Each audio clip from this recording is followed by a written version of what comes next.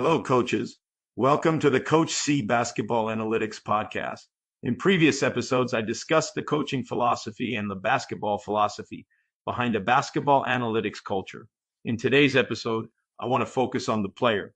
How do we help players understand the philosophy, their role, and how their individual performance contributes to our collective goals? To me, this is one of the most important steps in building a basketball analytics culture. The recruiting process helped us identify players whose characteristics fit the way we wanted to play and whose performance in the numbers we considered important could contribute to our basketball analytics philosophy. Once the player joined the team, however, the conversation had to go further. We had to help him understand why those characteristics mattered, how they fit our philosophy, what we expected from him, and how we intended to help him improve as a player and as an individual. That required more than coaching. It required teaching. I've always been a teacher coach. My pursuit of gaining a competitive edge in winning games led me to see the game through its numerical logic. Over the years, that analytical perspective became a defining part of my coaching style and eventually evolved into what I now call my basketball analytics coaching philosophy. I see the game as an analyst. I teach the player what the numbers mean, and coaching is how I put it all together on the floor. But seeing the game as an analyst was only part of my responsibility. I also had to teach players what those numbers meant, why they mattered, and how their performance affected the team. Today's players are tired of simply being told what to do and what not to do. They want to understand why. That is where basketball analytics changed the conversation for me. My analysis begins with the numbers of the game and how each player's performance is translated through analytics. That is the teacher and me talking. The goal of these meetings is for the player to recognize that we are not expecting him to become a different player than the one we recruited. We expect him to continue developing the characteristics that led us to recruit him, improve his overall game, and gain a better understanding of our basketball analytics philosophy. Once the player understands that, we can begin putting those principles into practice on the floor. That teaching does not happen in one conversation. It begins with individual meetings where we discuss the player's role, expectations, development, and how his characteristics fit the way we want to play. In this process, we use video from practices, games, and previous seasons to analyze each player's individual performance and how it contributes to our data-driven team and game plan goals. I do not want players simply executing instructions. I want them to understand why.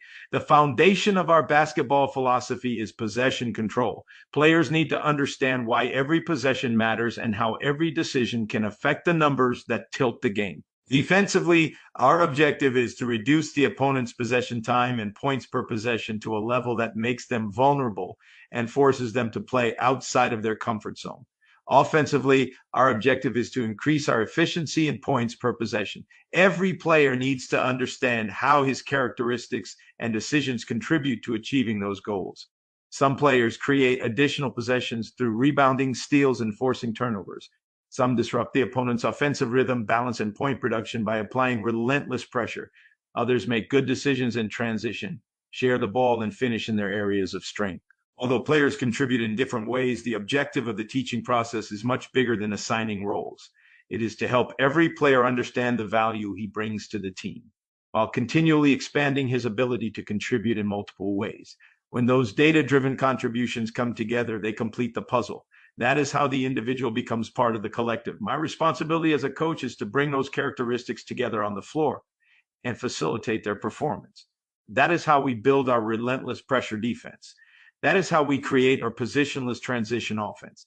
And that is how we become adaptable against different opponents without abandoning the way we want to play. We believe this approach gives us the opportunity to compete against any team, not because we always have superior talent, but because we develop players whose individual and collective contributions support a philosophy designed to control the game. Basketball analytics also makes the teaching process more objective. Instead of simply telling a player not to take a particular shot, I can show him why shot selection matters within our data-driven game plan. We want players taking good shots from the areas where they are most effective. A possession is too valuable to waste on a low percentage decision.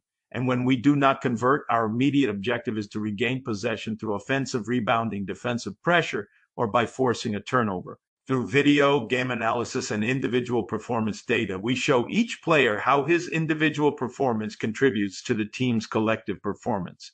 Every contribution matters because our objective is not simply to improve individual statistics. It is to achieve our data-driven game plan goals, control the game, and increase our team's chances of success.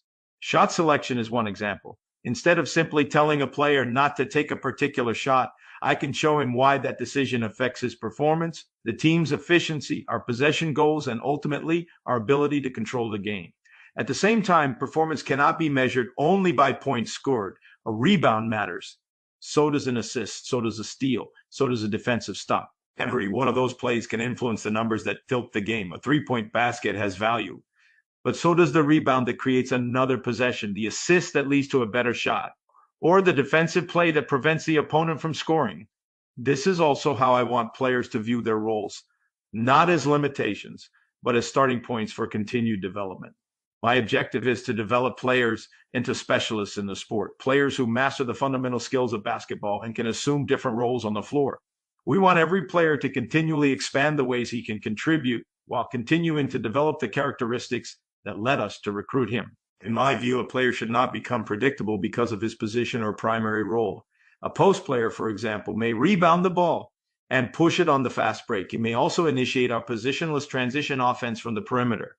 We want players to become better at what they already do well, while expanding their skills, improving their pace and decision-making, and developing a deeper understanding of the game and of the numbers that matter. That versatility allows the player to contribute in different ways and gives us more options when we bring everything together on the floor.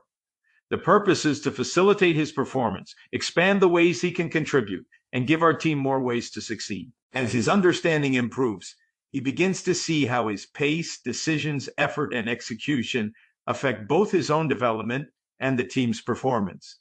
That is important in today's basketball environment. With NIL, the transfer portal, and the possibility of playing professionally, players know that their performances are constantly being evaluated. Coaches, scouts, agents, and professional organizations are evaluating more than points scored. They are also evaluating efficiency, decision-making, pace, defense, adaptability, leadership, and the ability to contribute to winning.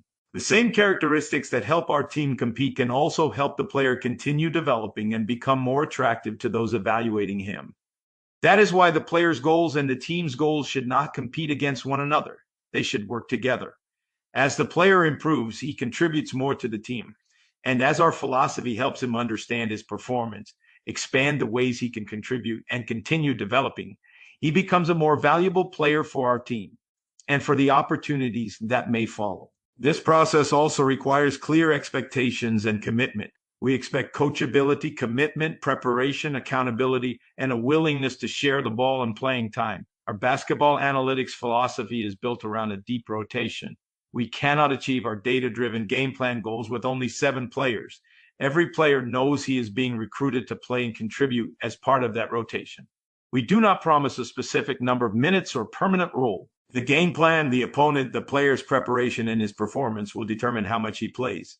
What we do promise is honest communication, continuous teaching, constructive feedback, and the development process based on the characteristics that led us to recruit him. The player should clearly understand what we are asking of him and what we are committing to in return. We are asking him to commit to the process and perform the responsibilities connected to his role. In return, we are committing ourselves to developing his strengths, expanding the ways he can contribute, and helping him understand how his performance contributes to our collective goals. Throughout the season, that teaching and evaluation continue. Those meetings are important because a basketball analytics philosophy requires everyone to be engaged in the process. Coaches and players working from the same understanding of how individual performance affects the whole, and how that collective performance helps us bridge the talent gap, win unexpected games, and compete for championships. To me, analytics, teaching, and coaching must work together. Analytics gives us the information, teaching creates the understanding, and coaching brings both together on the floor. When those 3 elements come together, a basketball analytics culture begins to take shape. Well, coaches, that wraps up today's episode. Thank you for listening to the Coach C Basketball Analytics Podcast. I look forward to having you with us again in our next episode.